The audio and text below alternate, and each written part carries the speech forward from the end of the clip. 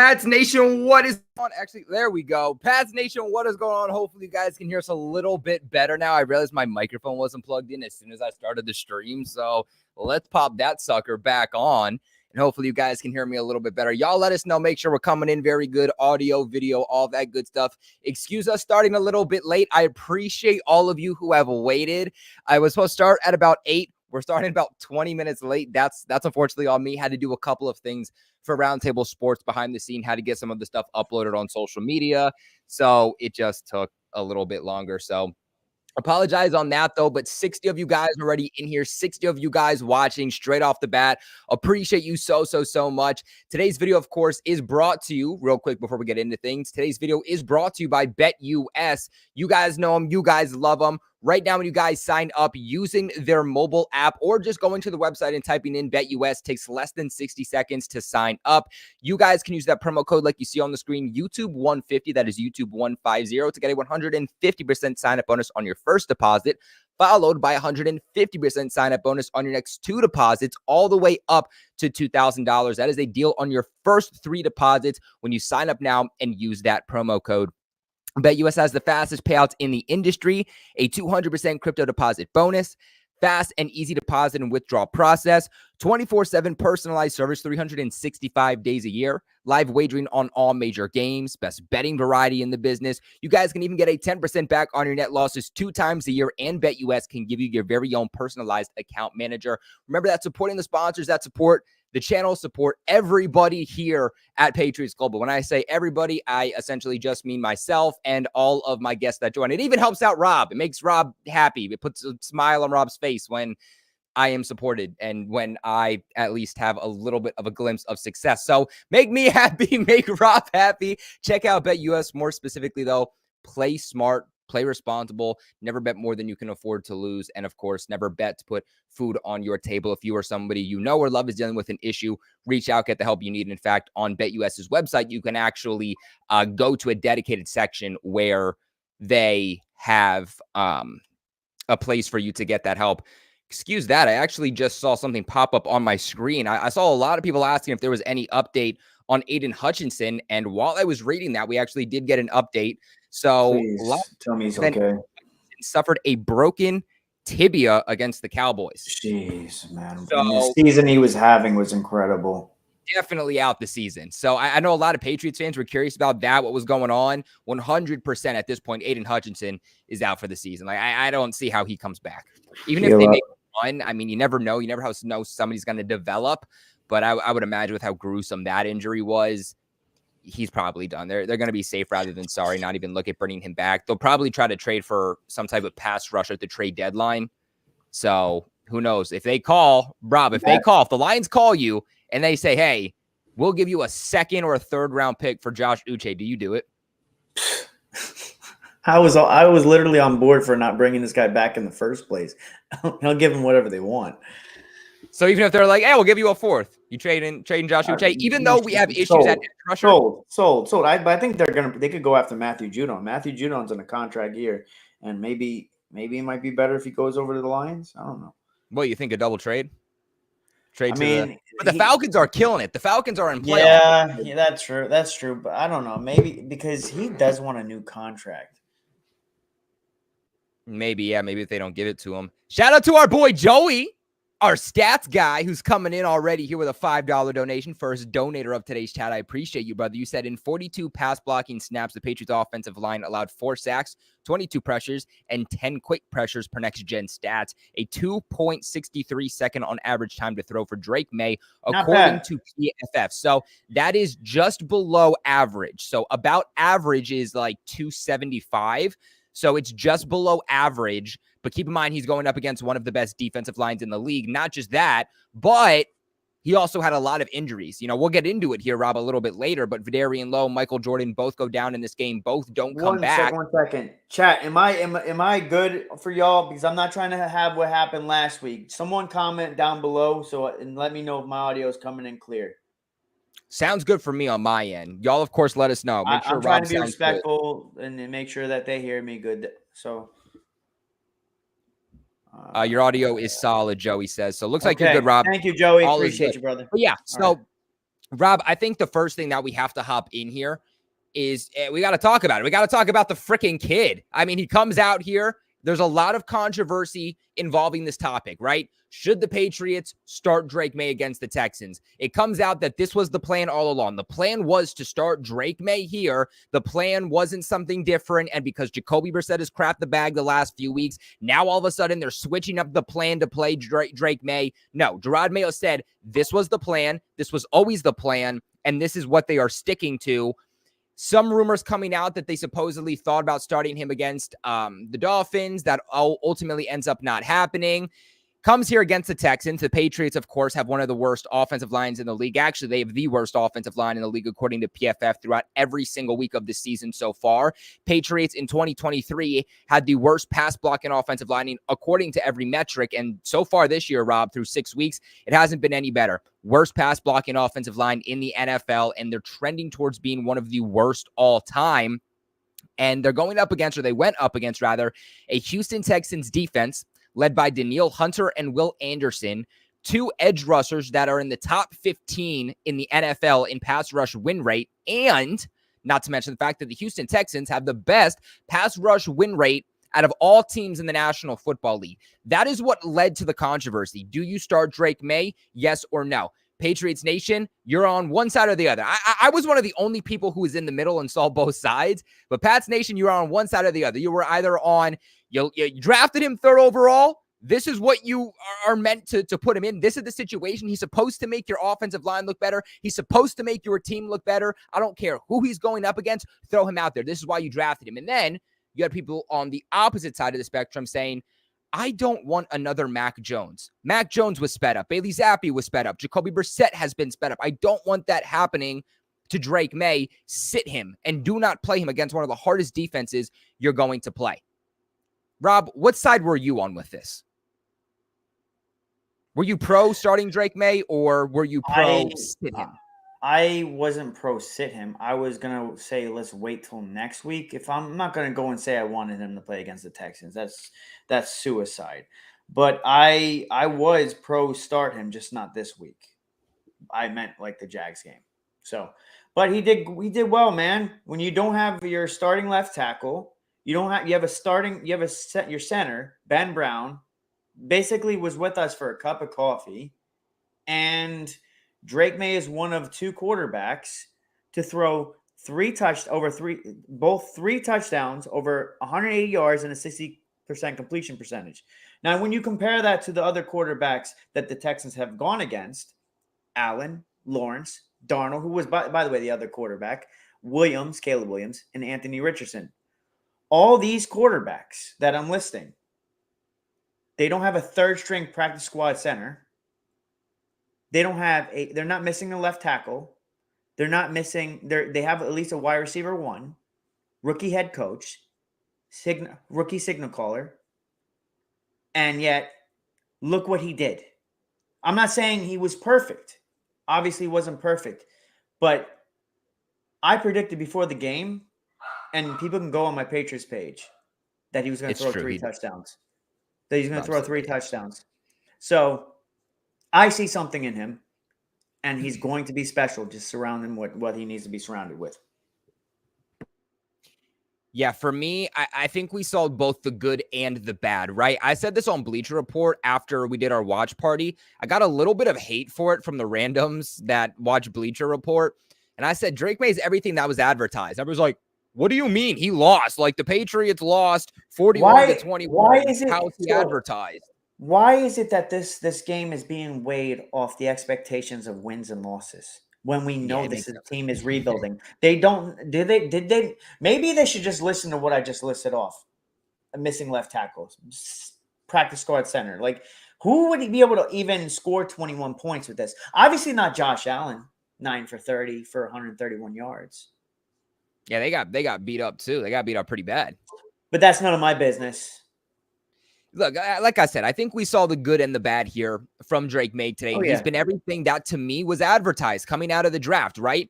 And to me, this was more of a Josh Allen-esque playing style type of game. And when I say that, I say it loosely. I'm talking about playing style. I'm talking about trends. I'm not talking about this is what he's going to be, right? I'm just talking about the way that he played in this game was a lot more reminiscent to me of a Josh Allen than it was his other comparison to a Justin Herbert. Right, going into the draft and even coming out of the draft after the Patriots selected Drake Maye, we heard that this is a guy that will be able to create off script. He's going to be able to throw on the run. He has the magic. He has the arm strength. He has the mobility. He's going to extend plays, but it's going to come down to consistency.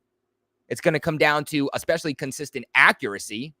And it's also going to come down to his ability at keeping the ball safe. A lot of things that Josh Allen had the same problem with. And I feel like that's what we saw here from Drake Maye. Now, is this going to be a consistent Drake Maye, the consistent thing that we see from him? Or is it first game in the NFL? He's, starting with his jitters, because early on in the game, it was like, oh, dear God, Drake Maye doesn't look bad, but it's like, oh, maybe they started him a little bit too soon. Some terrible throws, had that terrible interception.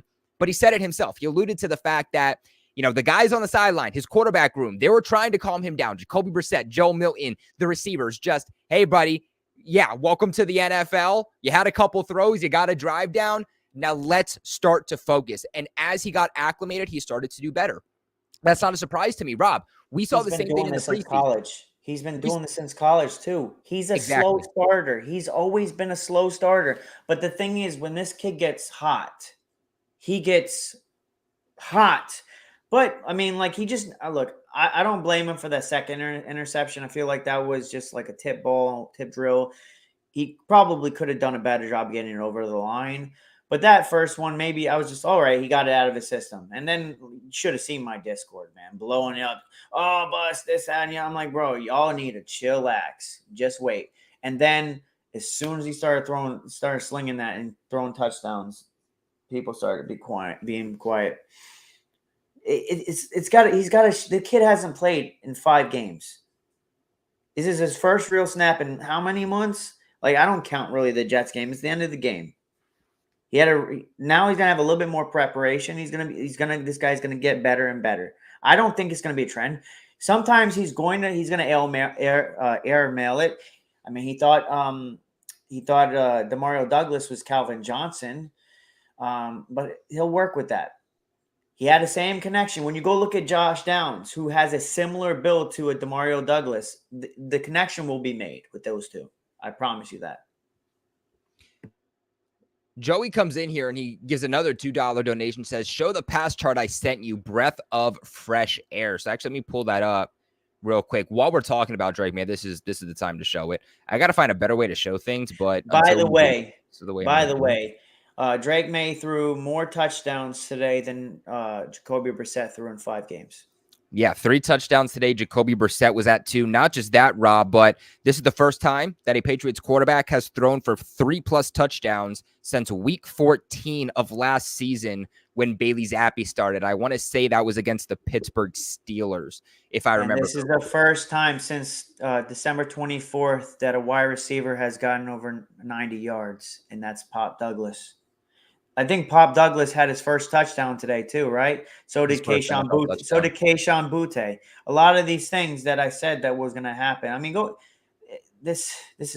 just so excited, bro. I'm so excited because he's going to thrash that freaking Jags defense. So this is per Next Gen Stats. I'm sure you guys have seen these things before. So it kind of lays out Drake Maye's stat line. It shows off perfectly where each of his throws were, whether it was a completion, an interception, a touchdown, an incompletion. Overall today, Drake Maye was 20 for 33 for 243 yards, which, again, immediately straight off the bat, that is the highest passing game we've had so far this season, and it was against a very good defense with a rookie quarterback. But you look here, and Drake Maye was wheeling and dealing for the most part all over the field. Now, obviously, had an interception with inside of the 10. That was his second interception, a freak interception too. I saw that play, and that was that screen pass to Antonio Gibson, and Will Anderson just immediately gets off of the line and gets past, I believe it was DeMontre Jacobs he was going up against. Could be wrong. It was one of the tackles Will Anderson was going up against. And Will Anderson had a crazy game and just it seems like Drake Maye didn't see him. He wasn't expecting him to be there. That's going to be a learning experience for Maye for sure. It could have been, a little bit better situational awareness there, but he passes the ball off of the screen, has blockers on the outside to get Antonio Gibson into space. Will Anderson just knocks the football up. That thing's in the air for like 3 seconds. It comes down, and I believe it was Stingley, if I remember correctly, that came down with that interception. Austin Hooper bodies him, and it's just behind the back interception by Stingley. It was absolutely absurd. It was a freak athletic play by the Texans defense. I don't really believe that was Stingley. I think it was a linebacker. It was 51, I believe, on the Texans. A lot of their players look the same, so it might not have been Stingley, but some of those players, man, let me tell you, they all look the same. They're a really cohesive unit on defense, and they're one thing I have to say about that Texans defense when I look at them, one word: ferocious. They're going to be a problem. But I said that, and what I think I got from this game is that this wasn't so much about wins and losses or whether we were going to win this game. I put this as a benchmark to where we need to be. And then that second interception, if you look at the screen here, came between kind of that 15 and 20 mark. That was that first interception to where throws off the back foot. Just a terrible pass. I don't really know where he was going. A couple of his first passes were very, very high. There was a first one of his passes on his first or second drive. I believe it was his second drive where he goes to Antonio Gibson on a third down. Ball is high. Great adjustment by Gibson, who's able to come down with the catch and goes ahead after the catch. It picks up some extra yardage to get the first down. But opposite of those two plays, Drake Maye really wasn't bad. I mean, you look at that first touchdown pass he had really right before halftime, and the Patriots were down by 14. Drake Maye with a beautiful, beautiful ball in stride, straight in the breadbasket. I mean, his accuracy can be up and down in the short to intermediate sections of the field, but when it comes to deep, that guy threads the freaking needle. It is a beautiful ball with beautifully placed accuracy, leading his receivers every single time Drake Maye throws a dime down the field, something that we didn't really have with Jacoby Brissett. And he has the game going into halftime, 7-14. Patriots are only down by 7 somehow, and they had the ball coming out of halftime. So they had the opportunity to even tie it coming out of halftime, but that's when the game started to get away from them a little bit.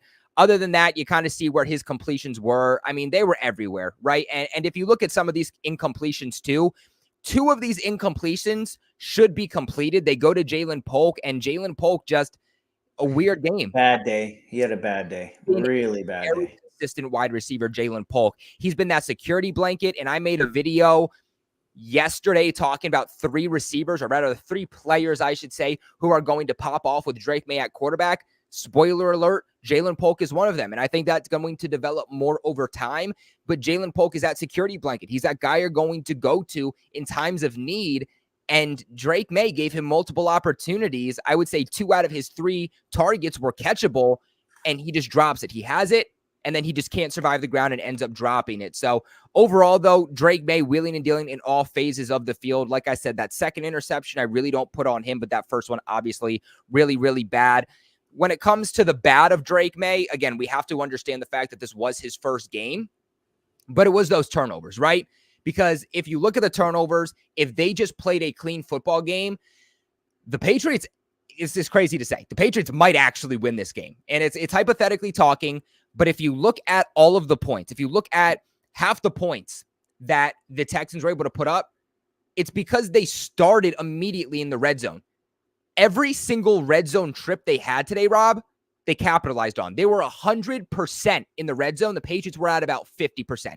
So when they reached that area, the Texans capitalized. And there were 3 or 4 times, I believe 4, that the Patriots immediately gave the Texans starting position in the red zone. And that's a big reason on why they lost. Because, Rob, if you look at it, when the Patriots defense was pinning them deep, right? When they were starting at the 20, 25, the 15, because of good punts by Behringer or kickoffs, they weren't driving down the field for the most part. You know, in those first 2, okay. But other than those first 2 offensive drives for Houston, the Patriots defense wasn't allowing CJ Stroud to drive down the field. I mean, there was 3 consecutive drives in the second quarter where it was no no good field goal, interception, and 3 and out, and then a punt after. So 4 good drives. But going back to that whole, I was gonna try to insert but we got to find out a little bit that Drake Maye can operate in a 2-minute offense relatively easy. That touchdown, I know I'm kind of going off of the rails a little bit, and no, you're talking about Drake Maye. It's perfect. But 59 seconds, he scored that touchdown, that 40-yard strike. That was 59 seconds. Yeah, I feel like for the most part, we haven't seen that from Brissett. Now, obviously, to an extent, we have. Say what you want about that Dolphins game. Jacoby Brissett did drive down the field. It should have been a touchdown, but he just throws it an inch or two too far for Jalen Polk to be able to actually make the play and come down. But the fact that when you needed Drake Maye and you needed him to make a play, he did. 3 passing touchdowns, Rob. 3 passing touchdowns. The Patriots came into this game dead last in red zone offense. They were the worst team. I don't think that Dolphins game would have been close if Drake Maye was starting. If Drake Maye starts that game, we win. I won't go further back than that because I don't know how his progression is, but I think that we could be 2-5 right now. Or no, 2-4. I'm hoping he builds off this, but look, man, that defense he went against today, people don't understand what this defense does to all the quarterbacks they've gone against. And other than Darnold, because Darnold has Justin Jefferson, Jordan Addison, TJ Hawkinson, Drake Maye, with all due respect to the receivers we have here. You have Demario Douglas, who's 5'8" on a good day. Jalen Polk. I think these guys are solid receivers, but comparatively, what he was able to do against this Texans defense, which basically his left hand tied behind his back, is really impressive. And I see in the comments someone saying Drake Maye's meh. I guarantee you can't find another quarterback right now that could have done what he did today. I think Drake Maye did the best he could possibly do with what he had. Yeah, Rob, let's keep in mind too the fact that week 2 the Houston Texans played the Bears, who have a lot more firepower offensively than the Patriots. Caleb Williams, who was the #1 overall pick, that was week 2. Right? So Caleb Williams had time in the preseason, the offseason, even week 1 to develop and get ready. He didn't look good week 2 against the Houston Texans. The Houston Texans actually put up historical numbers. They had 7 sacks, 2 interceptions, and they put up a historical pass rush win rate of 81.2%. So the fact that in his first start, this is what Drake Maye was able to do. He was able to wheel and deal as much as he was, and people are going to kind of take away from what he did because of those turnovers. But overall, a 60% completion percentage against this defense, 20 for 33, 243 yards and 3 passing touchdowns. And again, you look at what the in-division rival Buffalo Bills did last week. Josh Allen, who is arguably the second best quarterback in the National Football League, he didn't look very good. He looked terrible. And Josh Allen, I think, has played at an MVP level so far this season. Plays against the Texans, looks like crap. Josh Allen in that game, like you mentioned, 9 for 30, 131 yards, 1 touchdown, 0 interceptions. How many more yards did Drake Maye throw over Josh Allen? How many more touchdowns did Drake Maye throw than Josh Allen? I'm just curious. Can you tell me those numbers? I also think that Josh Allen fumbled on the ground. He didn't turn over the ball in the air, but I think he also had I think that's one thing Maye needs to clean up. But, brother, the line for the freaking Bills is so much better. I'm not going to say they have better targets, but, they don't have an offensive line like we do. Well, yeah, and here's what I'll say too about the Bills is I would say that it's comparable, the weapons that the Patriots have compared to the Bills, but I've been saying I think the Patriots' weapons are still a little bit better than what the Bills have. Slightly, it's not massively, but I would say the Patriots have a little bit of better weapons. They have a significantly better offensive line. According to PFF, they have the 5th or 6th best offensive line in the NFL, very much top 10. The Patriots have been dead last for the entire season. You switch O-lines for that game. I don't think he completes a pass at that point, because if he went 9 for 30 with that offensive line, what do you think he does with ours? Rob, I don't want to be that guy, but so far through 6 weeks, you might want to rehash that whole Jags game. No, yeah. Can you see it right now? Yes, I can see it. It's Oh, crap. okay. It didn't come up for me. So I was like, can everybody else see this? Okay, now it came up. Okay. I was like, damn, Rob, like It's crap. You have the remember? freaking Jags beating us. Oh man, that's gonna So look. these were my predictions before the season started. I thought the Jags were going to be a lot better. Okay. In my defense, I thought the Jags were going to be a significantly better team than they've been. Go to House Call. Guess where I predicted that the Jags were gonna be? You can go look up the video on House Call. I predicted they were gonna be in last place. Where are they at right now? Their last place where Patriots and Jags I have have the receipts. If anybody doesn't believe me, I predicted the Jags were going to be last place in their division. I don't know how long that's going to be, how sustainable that's going to be, because maybe they'll rebound, but it's just not going to be next week. But if you look at this so far, I've gotten everything right. I mean, I thought they would beat the Bengals. They did. I thought they would lose to the Seahawks, the Jets, the Niners, the Dolphins, the Texans. They all did. I think this is where I'm going to take my first L, but you never know. You know, Joshua Allen Hines, or not Joshua Allen Hines, Joshua, is that what it is now? Allen Hines? I don't know. Joshua Allen, whatever he's being called now. He's still dominant, and that Jags defensive line is still dominant. But, you know, you never know. In London, you never know. But this realistically should be a team that the Patriots end up beating. I think that this is where I start to fall. But you know what, Rob? I will take being undefeated through 6 weeks. Well, I will tell you right now, looking at that schedule right now, and this it might have been crazy before this game, but now after what we saw today, and now we're just being reactionary just based off what we saw. Is it crazy to say that the Patriots could wrap off like 4 wins in a row? I mean, I feel like I need to see more from Drake Maye. I know. But I'm not saying that's going to happen. I'm just kind of being knee-jerk reaction. But I'm not saying it's out of the realm of possibility that they do it against the Jags, who, I mean, Trevor Lawrence is playing like dog shit. Aaron Rodgers with the Jets looks old as hell. They just got a brand new head coach. The Titans, Will Levis he's got his hand stuck in the mayo jar, and Caleb Williams is very hit or miss. I think, you know, when it comes to the Jets game, at least it's at home. So I think that gives them definitely a real opportunity. Hey, listen, man. They obviously killed us last time. Hey, here's the thing, though. The one drive that freaking Drake Maye was on the field, he marched us to a red zone. He also converted on 4th down twice. Yeah. So that's possible. Say it louder for the people in the back. The Titans offense is absolutely horrific. As long as Will Levis is in the building and starting, Patriots should get at least 1 turnover on them. That defense is legit, though. But, you know, that's a game that realistically they should win. You know, against Chicago, it can go either way. Chicago's really hot right now, but I think they are still a beatable team. I think the Rams are a beatable team. They're just dealing with a lot of injuries. What else? The Colts are a winnable team. The Jags beat them. So I feel confident with that one. The Cardinals are a team that could be winnable. They're really any given week. Kyler Murray's hot one week and sucks the next. And then this might sound crazy, but I think the Chargers is still a winnable game. I mean, yes, they have the better coaching with Harbaugh. They performed way better than everybody has expected, but that is still a team with not a lot of talent. End of the season, playing in Gillette.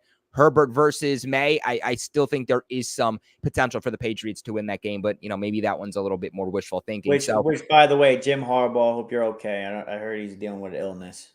Is it Jim or John? Yeah, is it Jim or John? I can't. No, John's the Ravens one. Jim had to, I guess he was sick or something.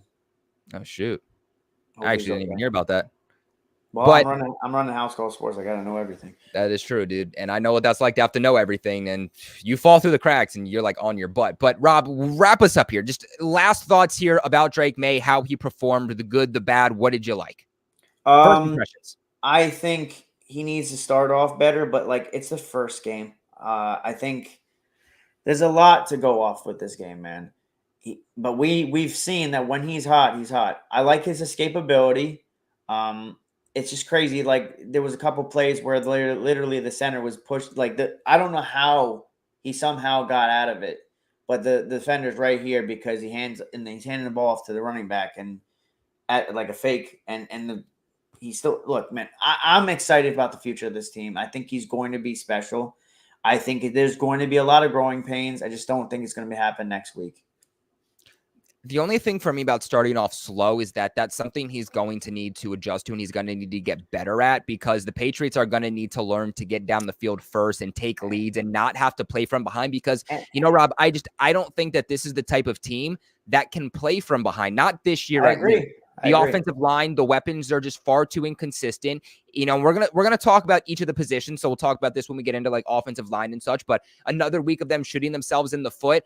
We can't have Drake Maye starting off slow every single week if we're gonna win games. Brother, it also doesn't help when this is the 6th combination in 6 weeks for the offensive line. I mean, Rob, that's what I said I didn't want it. I get you didn't want it, but they gave him what? From what I heard, the stat was 2.7 seconds. Actually, the average is it was like 2.6 or something. Regardless, 2.5 is actually the average. So they gave him a little bit more time, and maybe a lot of that had to do with his legs.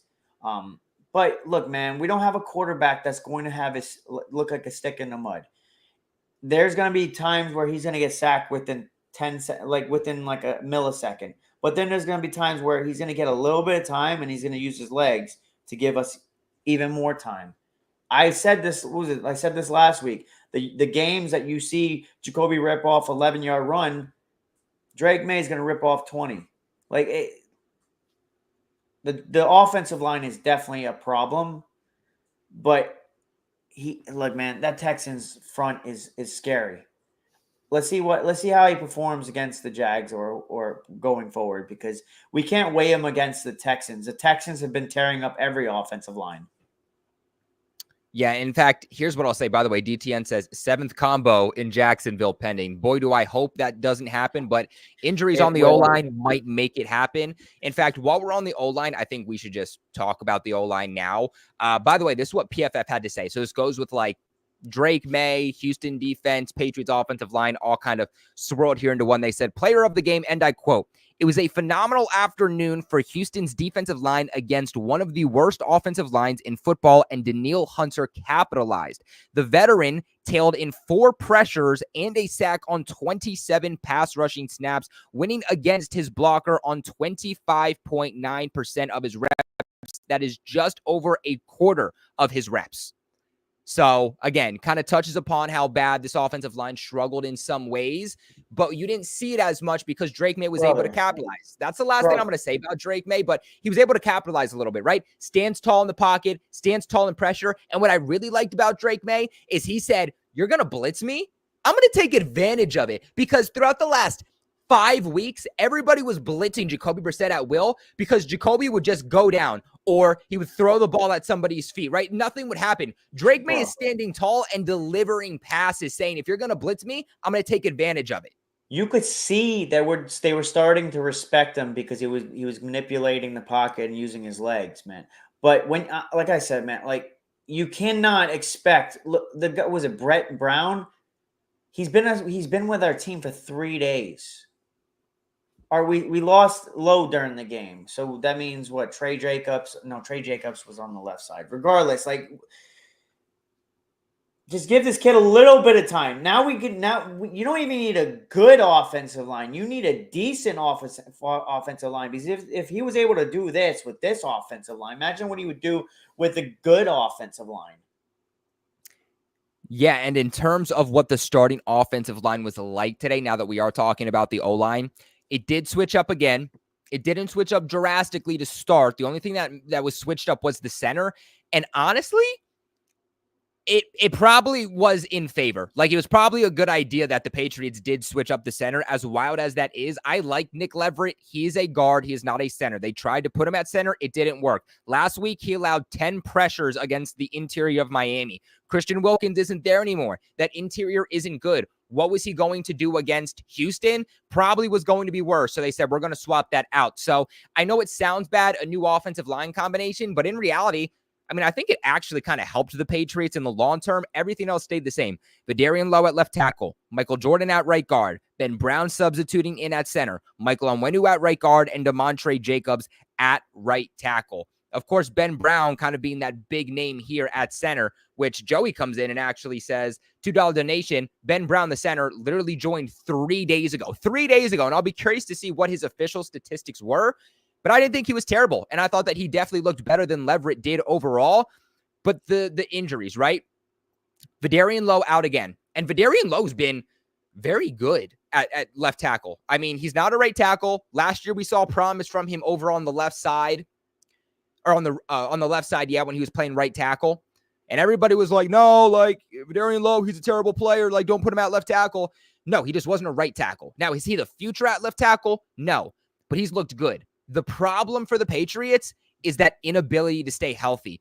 The best ability in not just football, but in sports is reliability. And this is going to be another game in which he was out. And he was immediately listed as out too. So I don't know what exactly that injury is. I'll have to see.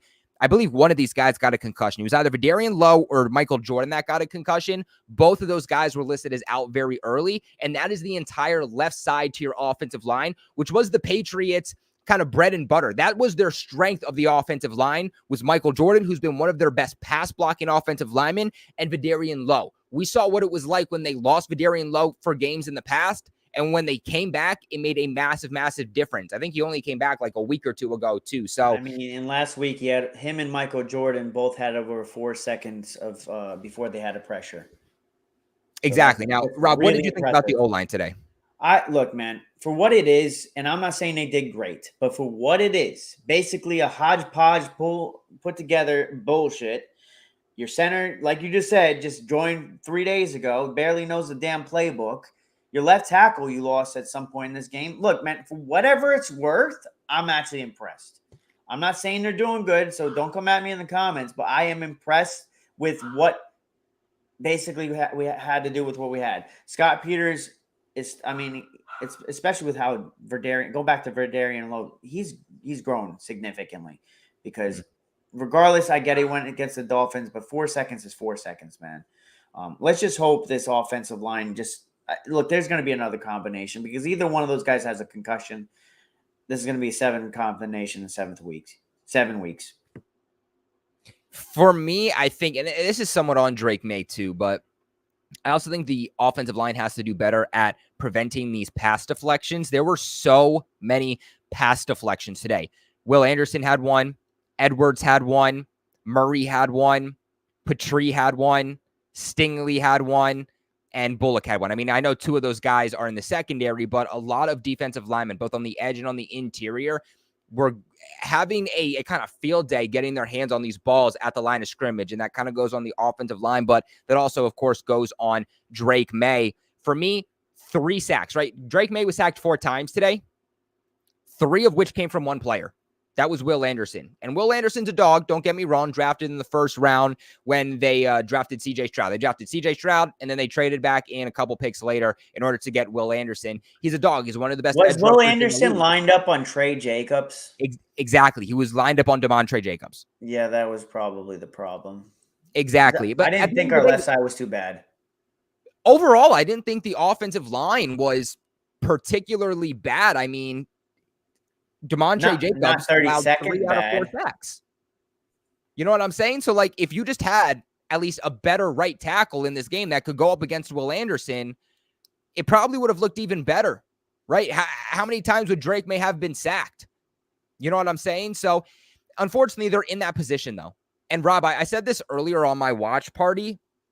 It's getting to a point with these tackles to where guys that you picked up off of the waiver wire a couple of days ago, the start of the season, they are starting pieces for you. I mean, those are guys that on most teams don't even see the field for the regular season. They're getting to a point where if the Patriots are going to keep Drake Maye safe, they're going to have him develop. If they're just going to survive. What's going on with DJ Humphries? What is going on with DJ Humphries? Because I would rather at least try to give Is that from Arizona? Yes. So I know he went down late in the season last year with the season-ending injury. So from what I understand, he's just not ready to play football yet from a physicality standpoint. Well, go sign him before he's ready and he goes to a team. So I don't get a shit, man. Like, it might be nice to have him in the building learning the playbook. Like come November, December, if the Patriots are still struggling, maybe that's a guy they go after. I would like to see it. I mean, you got to think that he's better than DeMontre Jacobs. DTN, not Bakhtiari. Bakhtiari's played in 15 games in 3 seasons. Last year he played 1 game. The season before that 13, and then season before that 1 game. Hell no, no to Bakhtiari. Yeah, I think Bakhtiari's pretty much blown at this point. From what I understand, he can't even get past a game. And if he could, he would have been signed. He would have been at least a backup there for Aaron Rodgers and the Jets, which he doesn't even want to play for. So I just think his NFL career is done. I don't think he's waiting around to sign with another team. I think his NFL career is done, and he basically knows it unless he's given an opportunity to be in the perfect situation. But I wonder if the Patriots, as we inch closer and closer to the trade deadline, don't make a big trade for an offensive lineman. You're not going to get a starting guy, but I wondered if they trade a 6th or a 7th round pick just for some depth. Because again, Rob, they don't have enough bodies to get through, and there's nobody good enough on the open market right now to sign that is going to come in and make an actual impact. Maybe Humphreys when he gets healthy. That's what I'm saying. Maybe it just sucks that would probably be the best case right now, which he's solid, but it'd be an upgrade over what we have. But who knows when that is, man? I just want to look. Getting DJ Humphries in here is not trying to move the needle. It's so Drake Maye makes it through a season. That's really just what I want. I want to make it through the season, then reassess and lick our wounds in the offseason. Yeah, no, I agree. I mean, but at the end of the day, Rob, you made your bed. Like, I hate to say it, but I mean, Elliot Wolf, come on down. You made your bed. You're in this position. Yes, injuries are happening and it sucks. Yeah, and the starting Caden Wallace is terrible. But what were the investments that we made this offseason on the O-line, Rob? The worst offensive line in the league last year. What were the investments? Michael Onwenu, who you brought back to keep your offensive line stable. That was your best offensive lineman. It doesn't improve. You bring Michael Onwenu in, it doesn't improve your O-line. It just prevents it from getting worse. And then you draft Caden Wallace, who's a right tackle to play left. And they were developing him from left to right to left to right. Opposite of that, what did they do? They brought in Chuks Okorafor, who decided he didn't want to play football anymore. Yeah. Those were the investments they made on the offensive line. The worst offensive line in the league. Those are the investments. You needed starting pieces. You needed depth. And look, you're dealing with injuries. It's unfortunate. The starting guys weren't going to be crazy anyway. They were going to get the job done to at least a reasonable-ish degree at best. Mm-hmm. But you made your bed. This is what happens. And now we're going into week 7 of the NFL season. And it's unfortunate, man. It's unfortunate. It's unfortunate because if you do address the offensive line, at least get someone that actually has played the position at left tackle instead of having to bounce some guy from over here to over there. Because Okorafor he hadn't played tackle since college, and that was 6 years ago. Caden Wallace, I mean, he was a right tackle at Penn State. So, I didn't understand it. I think we tried taking the cheap route so we can try to make it to next year. But the problem is now you don't have Jacoby Brissett out there. Now you have Drake Maye out there, and you want to keep your franchise, essentially, because that's what I believe. You want to keep him upright. And there was a time during this game where he went down on his shoulder that I held my breath. Yeah, I was the same way too. I mean, we've seen Jacoby Brissett take a hit every single week that he has started and been wincing and getting up and having issues. And we're all here like, wow, Jacoby Brissett, dude, is like a freaking Iron Man. This guy's ability to get up after the hits he's taken. Say what you want about him as a player. That was absolutely impressive. But that's also why we said, I don't know about starting Drake Maye. Drake Maye gets hit in this game hard, goes down on his throwing shoulder, gets up wincing in pain, goes to the sideline. Trainers are like, hey, you want to come out? Like, what's going on? He's like, nah, I'm good. And he plays through. So, Kendrick Bourne alluded to this after the game. He was like, he took that hit, he got up, and that showed us all that he's a leader. So that's good in that aspect, but you don't want Drake Maye taking those hits every single week, because if he does, at some point he's going to go down. At some point, it's going to speed up his internal clock because he doesn't want to take those hits. Yeah, that's my biggest thing. That I don't want all the hard work we put into his footwork and all these other things, his mechanics, and I don't want that to be changed just because he's like, oh crap, I need to get the ball in XYZ amount of seconds. But we've seen him do it in North Carolina. I just don't want to see. I don't want this to be a trend, man. But what I will say though is, did you see what Kendrick Bourne and Demario Douglas said about Drake Maye? That basically, yeah, KB has aura, and that Demario Douglas would run through a wall, and Demario Douglas said he would run through a wall. So the difference that this kid makes, it's definitely like, I don't know about you, man. I haven't had this pit feeling since we had Brady, like where I just feel like there's something here.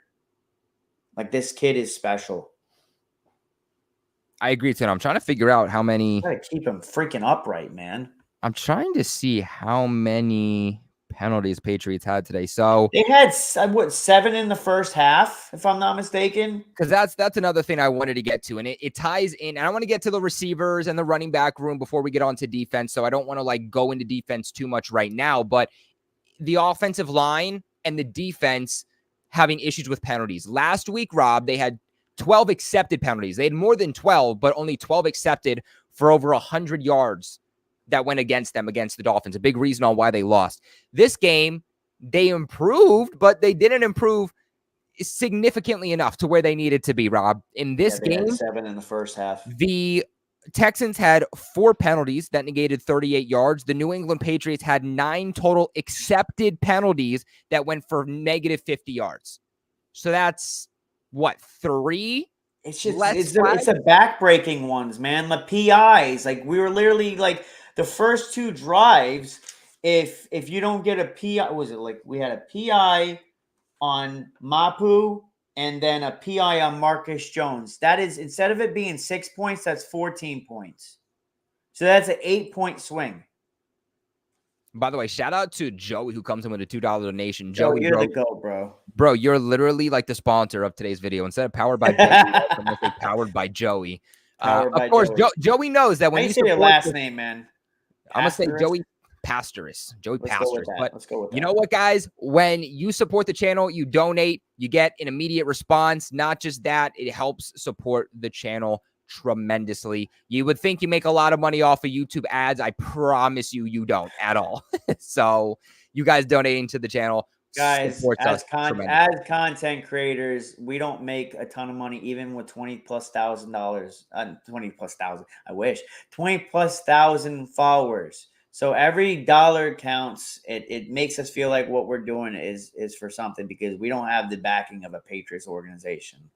So yeah, we're not getting paid millions because we don't work for the Patriots officially, unfortunately. But Joey comes in and he says, Brown only surrendered 3 pressures today per next gen stats. That was the center. That's it. That if that's really the truth, man, that's our backup center of the future. I hope, if that's, man. Well, because again, that's a massive improvement from Nick Leverett, who came in and had 10 pressures last week against much worse competition. But Rob, my question to you is, well, for the most part, you know what this O-line is. At least you know what they want to do when healthy, especially at guard within that interior. David Andrews out for the season. Sounds like Brown is going to be that center right now. And Michael Jordan is going to be your starting left guard when healthy. And at right guard, you're going to have what? City So? I mean, you're probably going to have Michael Onwenu? Or City So, bro. Because honestly, like, I think City So. Trey Jacobs is a freaking, like, I hate to say it, man, he's a turnstile. And I feel like with that combo that you just named, I mean, Michael Onwenu is not your traditional right tackle, and I don't want to keep bouncing him around, but I also want to keep my quarterback from getting killed. So, yeah, that combo that you just came up with, that sounds pretty good. And you know what? Cole Strange is that's and what I was going to ask you. We heard, listen, the transition king. Drake Maye's hinted at, I don't know who asked the question, might have been Evan Lazar. He's hinted at Cole Strange switching to center. He basically said he was 100% on board with that. I don't know when that would be, but Cole Strange is trending towards being healthy and being how what we're trying to do with like the zone scheme that we're trying to run. I think he fits that scheme perfectly because his ability to be very mobile. Like, he's very mobile, and I never really saw him as a left guard. At Chattanooga, he played center.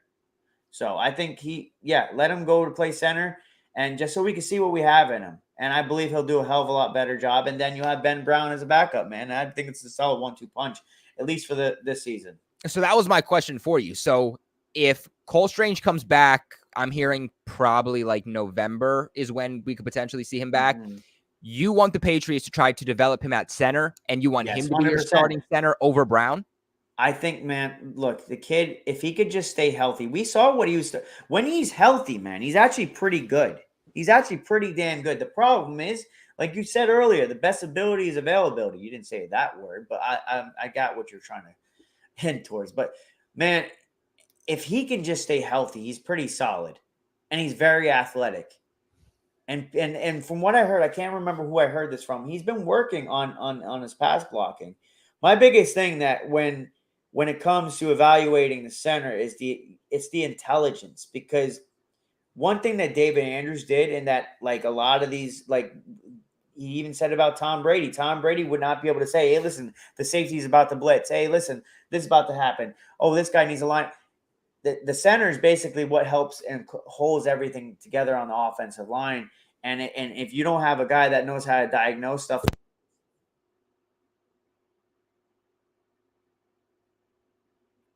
I think your mic went out, Rob. I heard a. It's good. It's good. Okay, so my biggest. Well, it sounds a little off now. Oh, Jesus Christ! It's doing the thing, Rob. It's doing the thing. Although last week you were going in and out. Now Good. Well, see, I know what the settings are now. So there we go. Yeah, you're back. I'm Italian, man. I use my damn hands and I just knock the damn mic. You too, buddy. But anyways, nobody clip that, please. So basically, what I'm saying is that I'm scared about is Cole. I'm not insulting his intelligence. I'm just saying that is he going to be able to be that guy that knows how to diagnose maybe that a safety is blitzing, or that someone's maybe that they may need to readjust this in the formation. That's the one thing that David Andrews was able to do for even the legend, the GOAT Tom Brady. And I don't want to switch around. Maybe you have him play backup center for now and keep Ben Brown out there until basically you develop Cole Strange enough where you go, okay, this week I'm going to put Cole Strange out there at center. Is that too much? Am I kind of just rambling, or does that make any sense? No, it makes sense. I understand what you're trying to say, because you don't want to just throw him out into the fire immediately when he hasn't been repping all offseason, especially at center. Especially when Ben Brown, with who basically had 3 days to learn the playbook and everything, gave up 3 pressures against the vaunting Texans defense. I think that's pretty freaking impressive. I also think a big part of that, though, too, Rob, is that he does have help within the interior, right? He has help from Michael Onwenu at right guard, had help from Michael Jordan at left guard, 2 very good guards for the Patriots, especially in terms of pass protection. That helps him out significantly, too. That's why if you're going to start Ben at center, you don't mess with the other 2 guards. Can I just say something? Michael Jordan, man, like, God, bro, like, who knows if he's going to be the starting left guard of the future, or he's going to be, but like, man, you don't get 4 seconds. I don't know how many. I would like to know what his pressure rate was this and how long he had until he gave up a pressure. But, man, I didn't really see much pressures on the left side today. It was really just all Trey Jacobs. I'm sorry for keep on going at you, bud, but, like, you're basically the Marshall Newhouse of this team at this point. So, next up, I want to transition here. Let me see. Where is it? Oh, there we go. I want to talk about the running backs. Maybe I should have said running backs analysis instead of running back analysis. Yeah, I'll fix that. Anyway, I felt like this offense was very one-dimensional today, Rob. And what I mean by that is Drake Maye balled out, and I guess that's all that matters at the end of the day. But this running back unit for New England, like, they really didn't get much going. And I think we saw today why Ramondre Stevenson wasn't benched for a game. He wasn't benched long-term. Why they sat him in this game, because they said, we need you healthy. We need the longevity of you for the rest of the season, because without him, the Patriots really didn't have a rushing attack. Drake Maye led the Patriots in rushing yards today, 5 attempts, only 38 yards. Longest run today, too, of 15 yards. Lost a fumble, but 7.6 yards on the ground. Antonio Gibson had 13 attempts, 19 yards, 1.5 yards on average. Longest run was of 7. Terrell Jennings, which I was surprised Terrell Jennings got the nod over Kevin Harris, who I thought Kevin Harris would be a guy who very much complements. What did I say? What did I say a couple games ago? What did I say a couple games ago? Elevate Kevin Harris. Because Antonio Gibson is a wide receiver converted running back. He's not your every down back. He's your guy that basically provides a spark. Change of pace. Yeah, change of pace. I wanted Kevin Harris out because if there was a mold to, I mean, he's not Ramondre. Ramondre got a little bit better hands, but if there was a mold I needed to replicate in Ramondre Stevenson, it was Kevin Harris. And plus, he's a sledgehammer. But, I mean, how much of that it was the Texans' defensive line? Because, I mean, they're beasts, man. I don't know if we had Ramondre out there, it would have made a bit of a difference. They're dogs, but I do still think Ramondre would have been a lot better. I Well, think Gibson's still a better, good running but back. how much better? And I think Gibson's a good running back, but like you alluded to, Gibson is not your number one running back. He had 1,000 yards in like 2022, but I don't realistically think that he's a number one running back. That's why he didn't have a big market in free agency. That's why the Commanders didn't really care to re-sign him. He's more of a change of pace back, that complimentary back. Exactly. And as for the whole Terrell Jennings thing, I like Terrell Jennings. I thought he looked good in the preseason. I was just surprised that this was a guy that the Patriots decided that they were going to elevate. But overall, 5 attempts, 13 total yards, 2.6 yards on average. And then JaMychal Hasty, who I don't know why they didn't get him involved sooner. I was saying this the entire first half. Why are we only giving the rock to Antonio Gibson? Get JaMychal Hasty involved. Different playing style than Ramondre Stevenson, but he is fast. He's elusive. He burst off the seam. He's a really good receiving back. Why are we not giving him opportunities? 3 attempts, 12 yards, 4 yards on average. Longest run was a 5 yards. Like, this was a guy that I wish the Patriots had gotten more involved in the first half and not just late into the third, early on into the fourth. Now, someone mentioned in the chat, Kevin Roberts, who happens to be a great follower of mine. Awesome dude. Really good ball knowledge. What do you think about this? Because although he hasn't really got that much, he got like 6 snaps today. What do you think about Bell? Because Bell is not big, and he's a Swiss Army knife. Wouldn't it be nice to at least see what he can do eventually? Jaheim Bell? At some point, but what you have to understand too is, like, where does he realistically come in? Because you have Austin Hooper. I don't know, man. I'm just and saying Hunter that, Henry playing for you. Yeah, no. I'm talking about lineup in the backfield because he. Oh, as a running back. Yes. Oh, okay. I mean, because he did that at FSU. So in like a Deebo Samuel kind of a role? Kind of, yeah, basically. I wouldn't mind seeing it. I mean, if it makes you get a little bit more creative, I wouldn't mind it. I wonder it would have been better than what we saw today. I mean, like, any upgrade would have been better. I'm not saying he would have been an upgrade, but change the thing is I wonder if they feel like if we're going to run those plays, if we're going to run misdirection or anything like that, I wonder if they think, let's just run it with Tyquan. Let's just run it with, who was inactive today, by the way. Let's just run it with Demario Douglas, right? Like, let's get these speedsters. Let's get these guys with good vision. Post in the story. The problem with who, Tyquan? Yeah. I didn't even know he posted anything. But he posted, I think he was pissed off about being the problem with running somebody like Jaheim Bell in the backfield, he's good at shaking off tackles. He's good with, yards after the contact, but he's not a fast guy. He's fast for a tight end, but he's not fast as a wide receiver or as a running back. He ran like a 4.5 or a 4.6 40-yard dash. So I wouldn't mind finding creative ways to get him into open space, but I think transitioning to the NFL, he's not going to be as dominant as we saw in the in college. What do you? It says take things personally. You guys, Kobe being guarded by Michael Jordan. Dude, Tyquan has done nothing all season.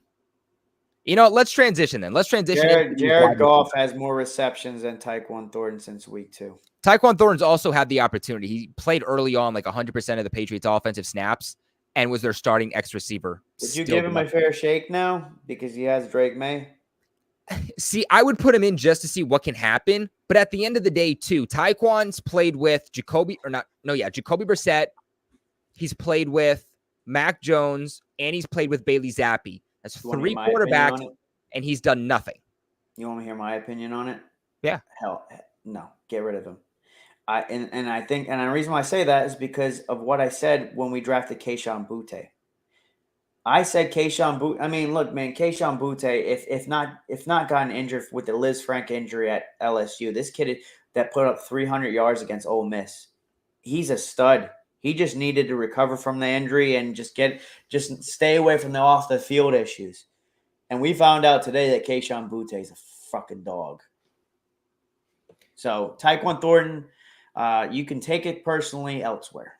See, like, I would still trade him. If you get an opportunity to trade him for a 5th round pick, even, I don't even think you're getting a 5th. You maybe you're probably getting like a 6th or 7th.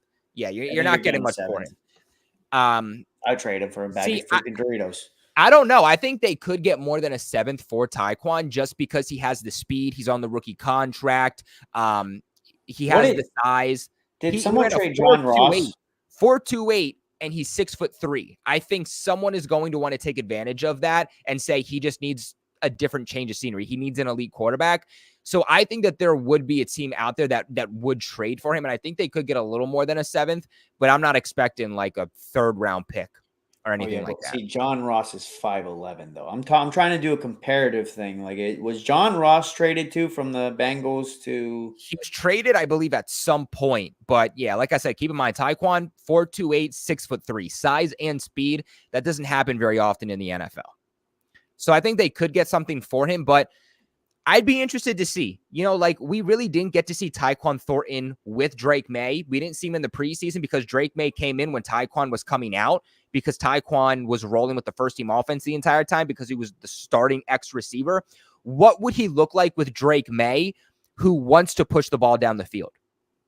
Like, that I am curious of. I'm not saying Tyquan's going to pop off and be a star now, but I am curious what it would look like, because Jacoby Brissett hadn't attempted a pass 20-plus yards down the field until week 4 against the 49ers. Drake Maye comes out and immediately is doing it. So I do wonder, because that's Tyquan's game, is playing deep. I do wonder what that connection could look like. But what you have to understand, too, is if you take Tyquan or you put Tyquan on the field, you're taking somebody off. If you're taking somebody off, who are you taking off? It's probably Kayshon Boutte. That's what I would assume. And you're not doing that. Kayshon Boutte might be – he's performing like one of our best wide receivers. Yo, Josh comes in with a $2 donation. Shout out to you. Oh, yeah, I saw that. 4th down conversion on Miles Bryant. Bro, Miles Bryant, he came up good for us today. Yo, bro, how many games was it last year or the year before where we were streaming and we were literally every game? It was like, I think it was 2 seasons ago. The Miles Bryant freaking just, we're going to talk about Miles Bryant in some capacity today. Yeah, because last year you did pretty good. Yeah, last year he was solid. Last year I was like, all right, no Miles Bryant slander is allowed. But yeah, you know what? He's not with the Patriots anymore. We took advantage of him, and I love it. Make a shrine of him now because who was against too, right? He was going up against Demario Douglas, the exact type of receiver that Miles Bryant had troubles with. I thought he also got stiff-armed by Drake Maye. He probably did too. All I remember is that 4th down. That 4th down where he just gets booted on for the first. He's such a bum. Dude, I absolutely loved it. But as for the rest of these wide receivers, kind of want to break this down. Demario Douglas, have a freaking day. He gets his first NFL touchdown. This is one of the best games that we've seen from Douglas from a statistical standpoint. Might be his best. Did he crack 100 yards last year in a game? I don't know. I don't think he did. But he was close today. No, because I said it earlier. The first he was the first wide receiver since December 24th of 2022 to get over 90 yards. It's been It's been nearly 3 years that we've had a receiver get over 90 yards. Well, Demario Douglas today, 9 targets, 6 receptions, 92 yards, 15.3 yards on average, 1 touchdown, and a long catch of 35 yards. Not just that, but Rob, I knew this was going to happen. I literally was like, game 1, we're going to start to see the impact. It might take some time for it to develop to what the extent will be, but Demario Douglas and Drake Maye are going to pop off. I knew this the second that Drake Maye compared Demario Douglas to Josh Downs. You want to know something eerie? Josh Downs ran a 4.4. I think he ran a 4.48 or a 4.44, and then Demario Douglas. No. Douglas ran a 4.44. So then Downs ran a 4.48. 4.48. And then Josh Downs is 5'9". Demario Douglas is 5'8". These guys are like the same freaking person. It's insane. I would say that Downs is like Target, and then Douglas is like Walmart. So they're like right there, but I would say Downs is maybe just a little bit better, at least coming out of college he was. And in 2022, the only season that Drake Maye and Josh Downs played together for the entire year, Josh Downs led North Carolina in receptions and receiving yards with Drake Maye. He also had like 40 touchdowns. What was it? 40 touchdowns Drake Maye had and 3,800 yards. But yeah, I mean, I predicted 3 touchdowns. I mean, I have the video clip. I don't know if I want to. I don't know if I want to play it because it's like it's got that shipping up to Boston. It might get you a copyright strike. I'm not trying to do that. Oh, yeah. But hey, go check out Rob, guys. Check out Rob on Instagram because he did. I predicted it. Rob does have the receipts on his Instagram. But yeah, Demario Douglas pops off. Makes a lot of sense. That is a connection that is already forming, and that is already the connection of the future. And we're seeing it kind of mold before our eyes. Kayshon Boutte, who would have thought, man? If you would have told me Boutte was going for the first touchdown of Drake Maye's career, it was going to be a 40-yard, beautiful touchdown. Boutte was just going to run an easy go route, get in front of, I think, was it Stingley who was the cornerback there? It might have been the other guy.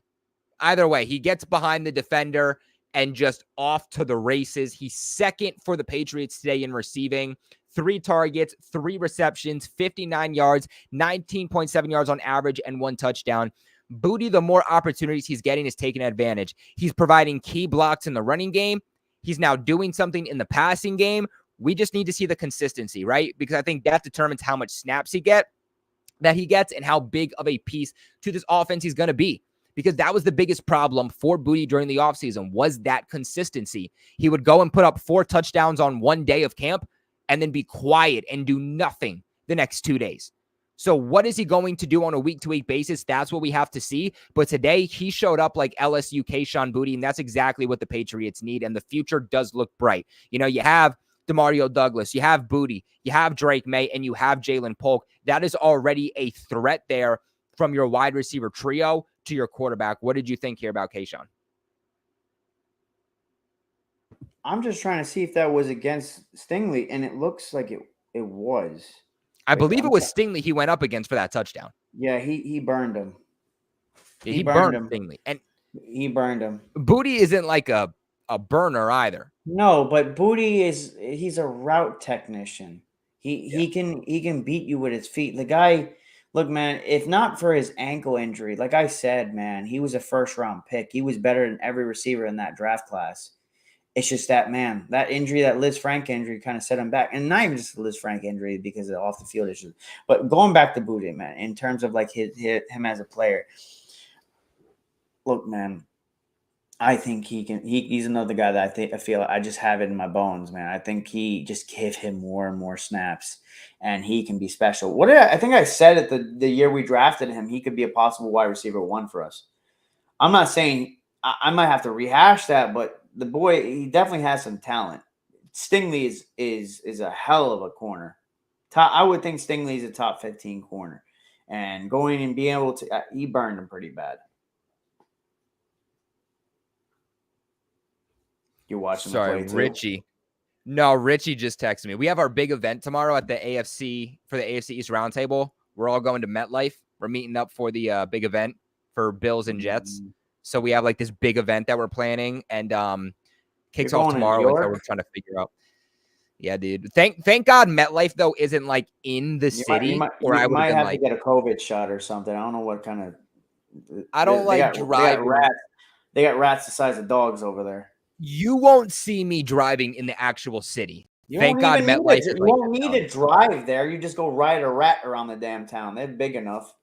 Yeah, my friend lives in New York, but I was like, you'll never see me ever driving in the city. Forget that. I just can't, dude. Can't do it. Props to if anybody here in the chat can drive in New York. Man. Hey, man. Props, bro. At the end of the day, MetLife is technically New Jersey, but Jersey, New York. They're also not going to watch when you try to, like, if you're going to drive in New York, you have to, because I lived in New York for a little bit. You're going to have to,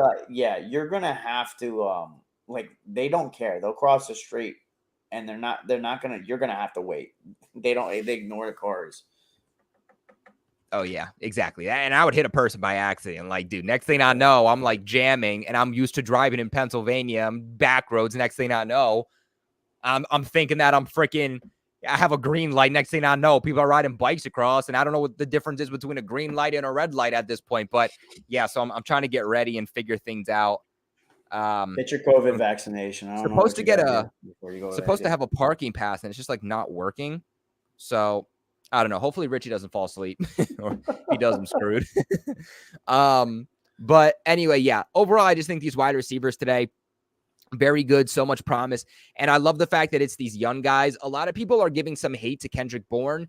Kendrick Bourne didn't play a lot. We have to keep that in mind. He said last week, he was like, I'm just getting acclimated back into things. He's coming off that season-ending injury from 2023. And he said he's hoping to just stack another 10 snaps every single week. So if he played 20 snaps last week, 30 this week. I got the snap count.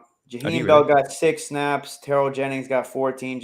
Jermichael Hasty got 21. Antonio Gibson got 32. Kendrick Bourne with 34. Austin Hooper 37. Pop Douglas 42. Jalen Polk 43. Hunter Henry 47. Kayshon Boutte at the top with 55. So they see the same thing I see with Kayshon Boutte. So like a little over 50%? Pretty much. 50, 60%?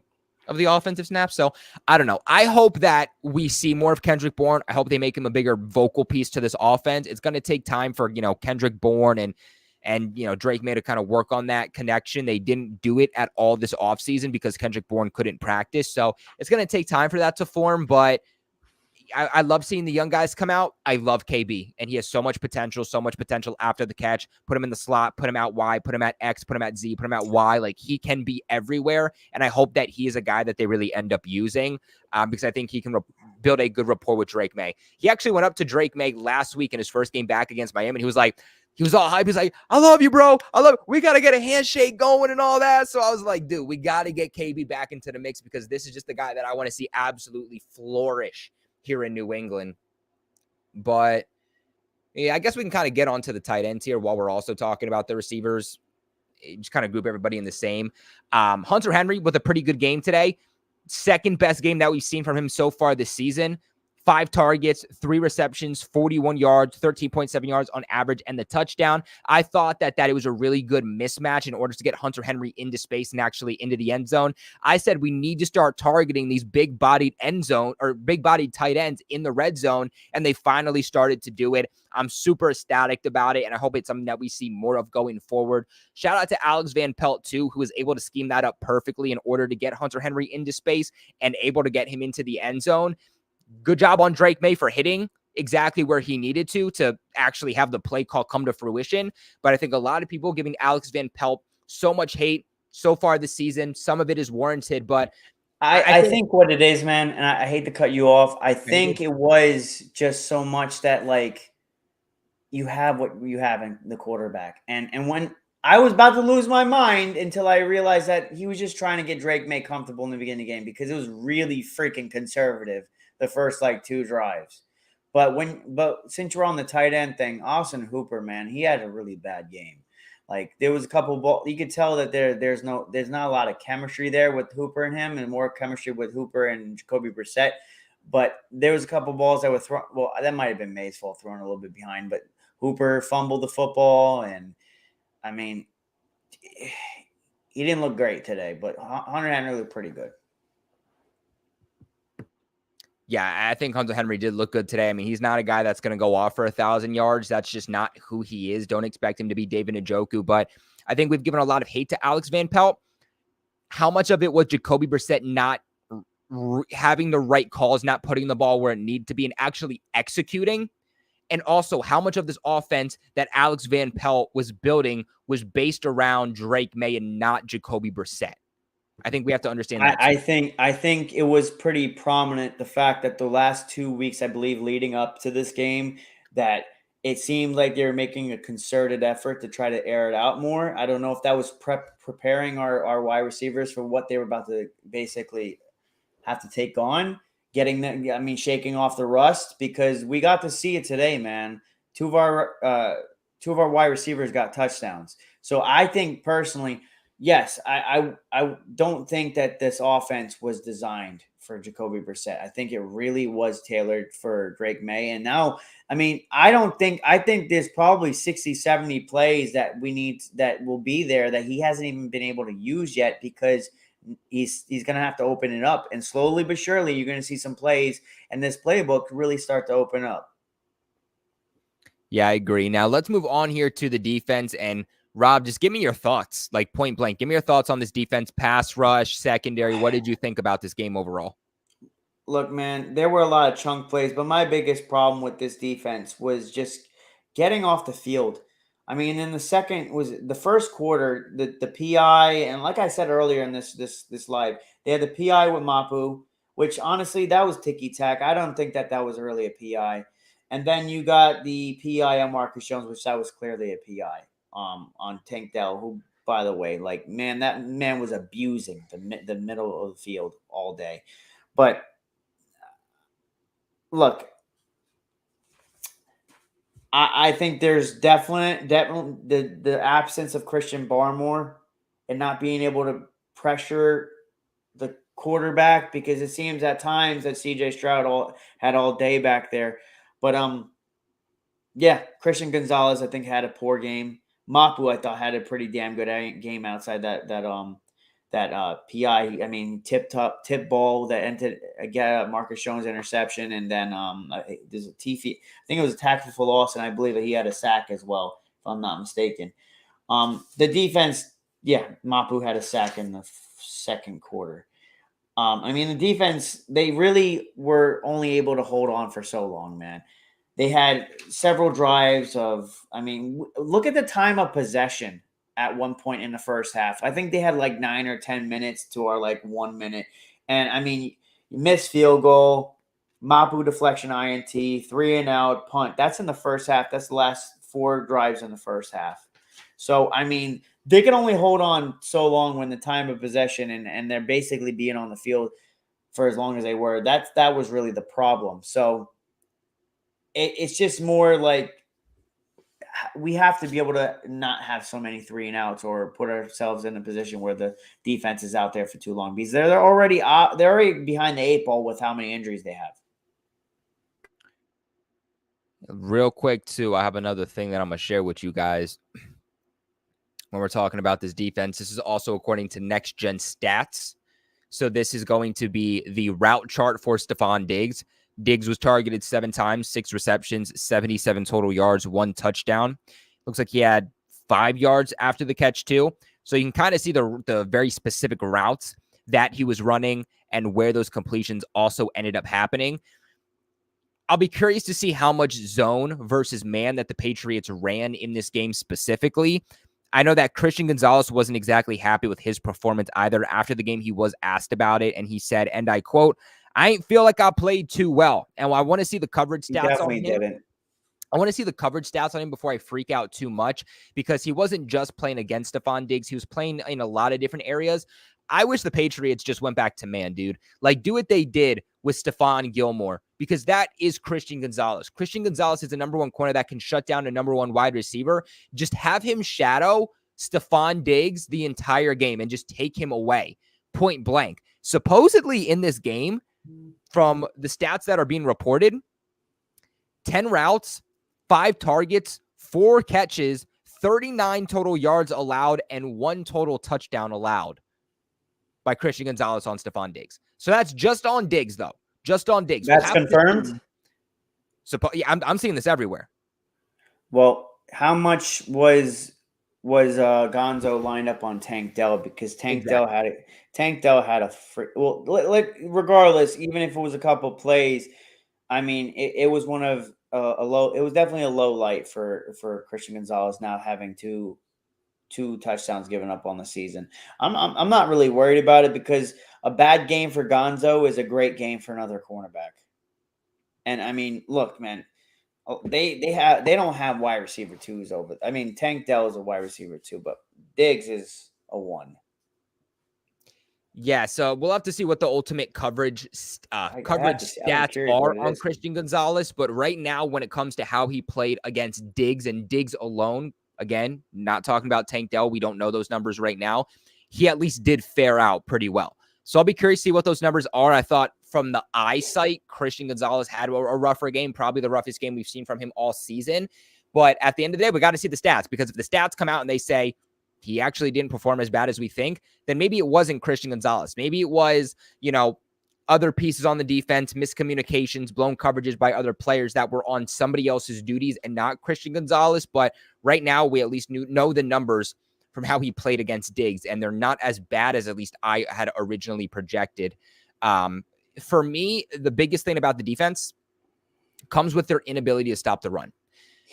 Heading into week 3, the Patriots had the second best run defense in the NFL. Last week, they had the 9th best run defense in the NFL, and they are just slowly falling and falling and falling. They were doing pretty good in the beginning. I believe it was at the half. They were holding them pretty much in check. It was just like the slow, methodical beating of the defensive interior that really kind of started opening everything up. Yeah, and the Patriots all of 2023 had the second best run defense in the National Football League also. So they've definitely taken a step back. It was a rough game last week against Mostert and Wright against the Dolphins. In this game, Joe Mixon, first game back from injury, 13 attempts, 102 yards, 7.8 yards on average, a touchdown, long run of 59 yards. Pierce comes in, first game back from injury also, 8 attempts, 76 total yards, 9.5 yards on average, 1 touchdown, and 54 was the longest run of his day here today so far. So I thought they had some good moments, stopped these backs at and behind the line of scrimmage at times, but it was the inconsistencies. And at the end of the day, you got to be a lot more consistent because the Houston Texans were the best. They were the number 2 team when it came to dominating time of possession offensively. The defense was going to get gas as time goes on. And that was the number 1 goal for the defense, get off the field as quick and as efficiently as possible. And I think they did that for the most part today. But again, when you allow an opposing offense to run the ball effectively as much as they have, they're going to dominate time of possession. Your opposing offense isn't going to get a lot of opportunities on the field, and you're going to be a multi-dimensional offense. And that's what the Texans were today.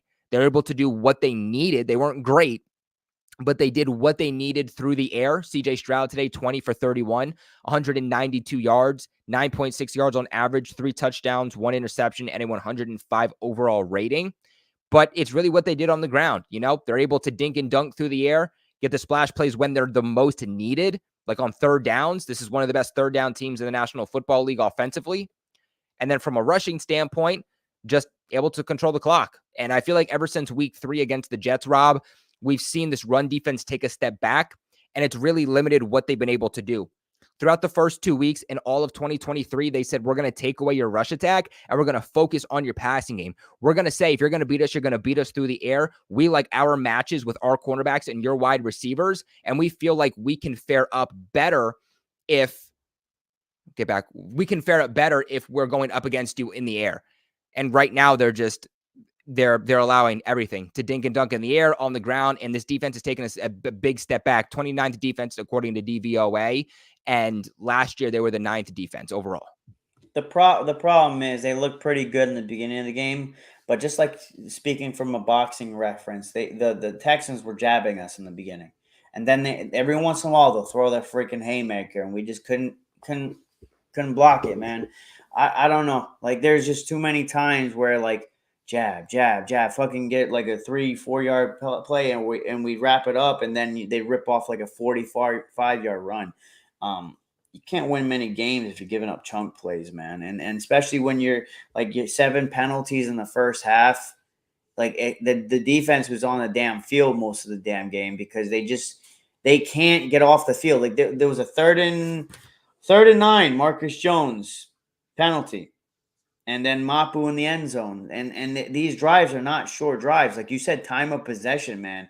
They're, like you said, the number 2 in the whole NFL in terms of time of possession. And man, they're a team with not many weaknesses, man. And if you cannot get off the field against a team like this that will literally just wait for you to make a mistake, then you're not going to win many games, especially against a team like the Houston Texans. And they did win time of possession, but they didn't win it by a lot. They were 30 minutes, 47 seconds. The Patriots were 29 minutes and 13 seconds. So just over a minute. Yeah, but there was a big disparity. Patriots had to drive down the field. The Texans just started in field position. I think what it was that really started helping us catch up was those 4 consecutive drives where they basically we held them to nothing. Because they scored those 14 points, and then they basically did nothing the rest of the first half. So that's where the time of possession kind of caught up. Got you. I had something else I wanted to share, and I can't find where I put it. So we're just going to skip on from that for now. A couple of other things. I just want to talk about a couple of key players today from the Patriots defense. Ooh, if I can scroll down in. Kyle Duggar had a good game. Yeah, Kyle Duggar being back was big. How about freaking Marte Mapu? I mean, 2 games. I mean, we didn't see him at all this offseason. He comes back last week in his first game, not playing. We all thought that the Marte Mapu experience was done. And he comes back last week, plays 100% of the Patriots defensive snaps, has the green dot on the back of his helmet to be kind of that leader and is running the defense. It looks significantly better. He should have had an interception last week. And the reason that Marcus Jones had his interception was because of that pass deflection by Marte Mapu, 2 back-to-back games. And he's the type of guy where his plays don't necessarily show up on the stat sheet, but he's allowing, how he plays is allowing other players on this defense to make plays. And he's clearly such a leader, and he's just taken this team by storm over the last 2 weeks. I just didn't see it coming. I mean, man, he had a tip ball that ended in an interception by Marcus Jones, and he had a sack, and I believe he had a tackle for loss. He may have even more plays. I just haven't. Those are the ones that kind of prominent in my mind. But look, he had a damn good game. Outside of that PI, like really, I can't say much more than he did pretty damn good. Yeah, on that PI too, I think that was really frustrating on those back-to-back PIs on different drives. So on the first drive for the Texans, you go down, it's 3rd down, incomplete, flag. You look at the holding and you're like, why are you holding? There's absolutely no reason. I'm going to be honest with you. I don't think that was a holding, man. That was even the damn announcers and even the ref. What was his name? I forget his name. The guy that's like head of it. He basically said that like, I don't think that was a hold. Anyway, it's what was called, and we can't change it. But of course, they get a holding. It's on a 3rd down. They should have held them to a field goal. Should have been 3 points instead of 7. The next drive for the Texans, the exact same thing happens on Marcus Jones this time on a 3rd down yet again. So from what should have been another field goal, game should have been 6-0. It then goes up 14-0, and that's what screwed the Patriots over. Going into halftime, the game could have been 7-6 instead of 14-7. It's a game of inches, man. Seven penalties in the first half. But can I bring up someone's name? Jaquelin freaking Roy. I feel like this kid is elevated. Bro, what the hell? Where did this kid come from? They signed him to the active roster randomly. He's a practice squad player that's been balling out. Nobody knew who this guy was. I honestly thought that this was just a guy that they were going to cut when they needed Sione Takitaki to come back. Man. He gets a sack last week in his first game against Miami. He comes in this week, gets another sack today, and gets a tackle for loss. Pass rush against the run. This dude is stepping up and has been one of their biggest playmakers on the interior. On my paper, it says practice squad. Like, I was like, how the hell? Where this? Man, one thing I'd like about this team is they know how to get undiscovered gems. Because this kid came out of nowhere. When he got a sack last year, I was like, Roy, who the hell is that? Yeah. And then he gets a sack today, man. Maybe we have something there. Yeah, 2 sacks already on the season in back-to-back games, and they need someone in the interior to step up 100%, with the absence of Christian Barmore. And so far, Roy has been very surprising, and he's definitely not a guy that this team is going to release to bring back any player, at least not in this current time. Keon White, he's really slowed down. He's gotten a lot more quiet. Yeah, but I think what was brought up, and I think I can't remember who said it. I think they're actually giving him respect. They're double teaming him, and really, you're not going to see many Keon White sacks because they're going to target him more often now. But I will say he did have 2 pass defenses today. So he was batting passes down at the line of scrimmage. So although he wasn't getting to the quarterback as much, he was still there making plays at the line. And that's really all you can ask for. I don't really have too much to say specifically on this defense. Sione Takitaki didn't really do anything. He had a tackle. I'll be curious to see his usage. Man. I'll be curious to see his usage. I would assume that his first game back, they didn't really utilize Taki, I think. Yeah, Sione Takitaki. This was his first on that list. No, that was all offense. Never mind. I guess I'll have to find it. How bad did y'all miss Ramondre? Lucas, we talked about this a little earlier when we talked about the running backs. So if you want the full analysis, I would just go back to the running back analysis section, but missed him bad. Missed him really, really bad. The Patriots not having him today and kind of having to run their offense through kind of a change of pace back it definitely killed them. And it didn't really give them much of a running game. So I think today we saw just how important Ramondre Stevenson is to the success of the New England Patriots, and more specifically, that ground game. But real quick, actually, I got to switch up this. Stay with me. Okay, here it is. Real quick, though, before we continue on, we're going to bring on the Patreon members then here. I do want to give a massive shout out again to BetUS. Right now, you guys can get an exclusive limited time offer when you sign up right now at BetUS on their website or their mobile app and use the promo code like you see on the screen, YouTube150. That is YouTube150. When you guys do that, you'll essentially be grandfathered into this offer of a 150% sign-up bonus on your first deposit, followed by 125 on your next two, all the way up to $2,000. That is a deal on your first three deposits, all the way up to $2,000. BetUS has some of the coolest things too, by the way, that I've seen that you can bet on. It's available in all states, no matter where you are, and you can bet on college football, the NFL, basketball, baseball, cricket, crochet, horse racing. You can even bet on politics. You can literally bet on who you think is going to be the next president. In fact, when they were having the presidential debates, you could bet on like who's going to have the most insults and like different things like that.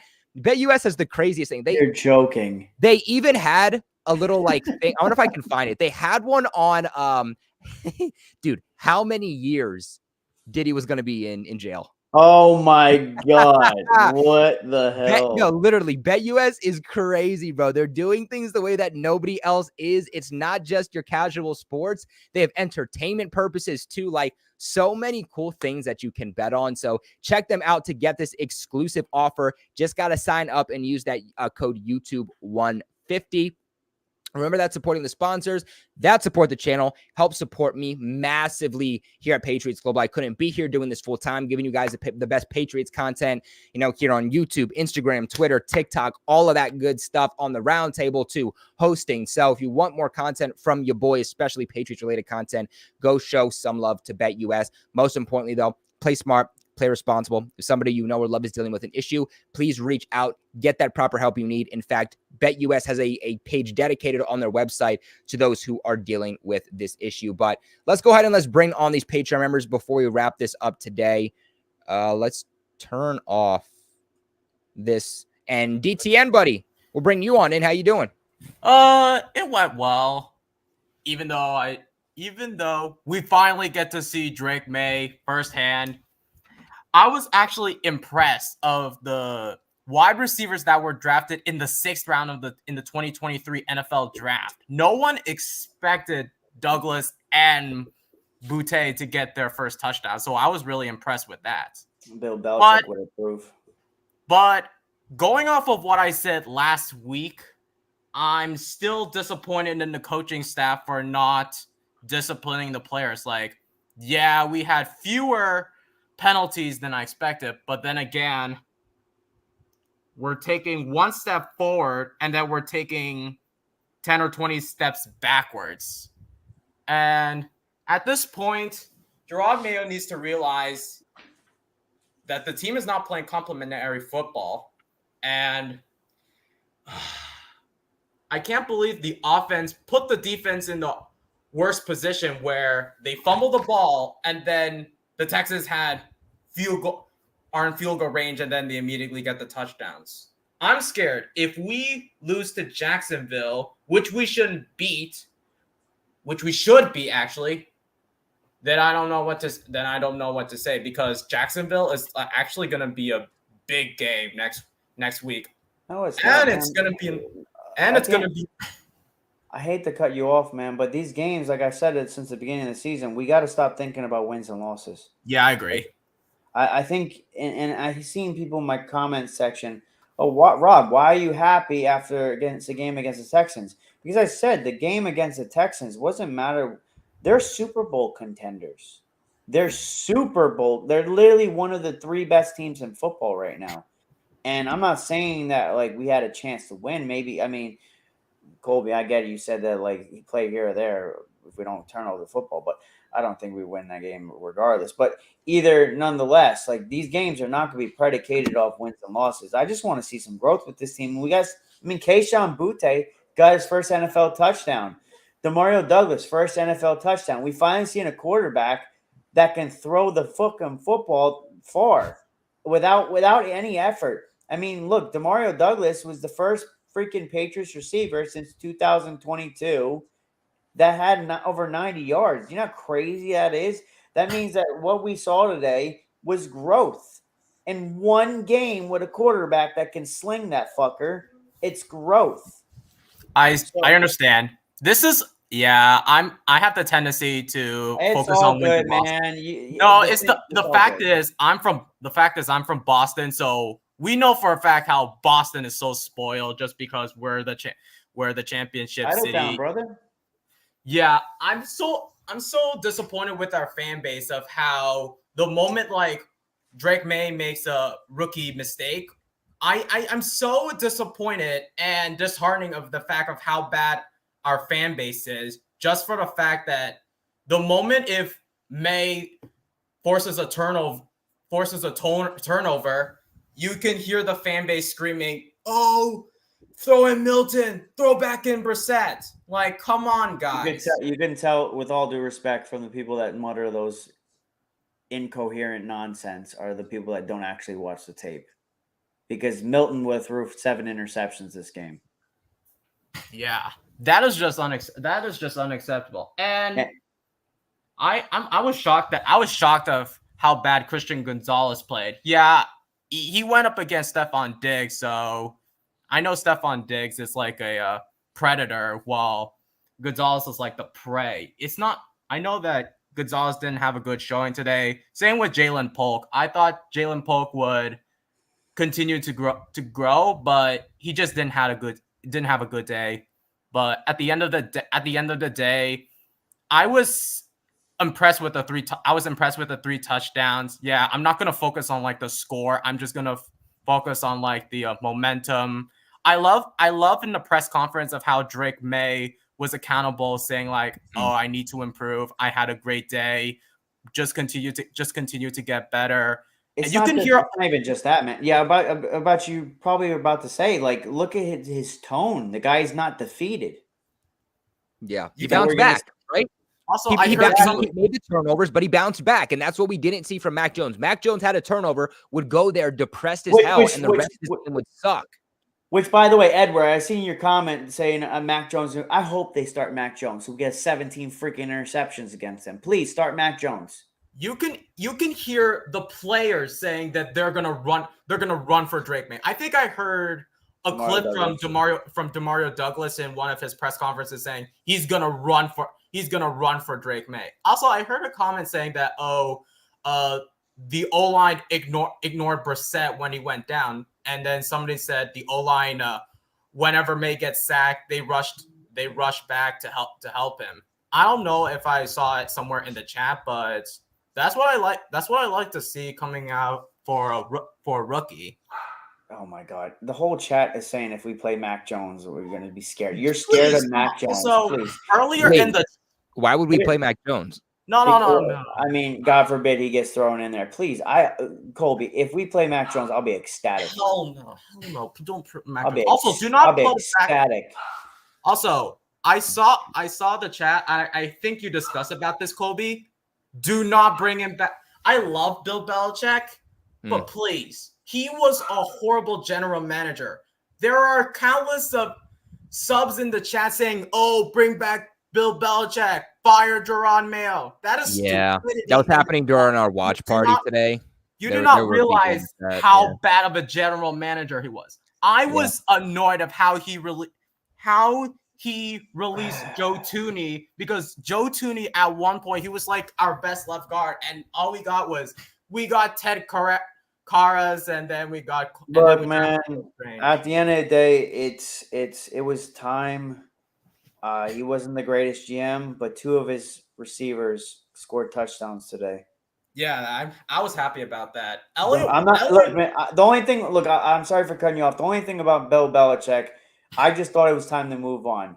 Was he the greatest GM? No. But, like, if people think that he would make this situation any better, I don't think so. The thing about Belichick, though, is people feel, though, that because they're the narrative that he can't draft. And they're like, well, go ahead and look at Christian Gonzalez. He drafted him. And I'm like, you can be bad at drafting and not be a good general manager, but still hit on a draft pick. He selected Christian Gonzalez, who was the best cornerback coming out of that draft.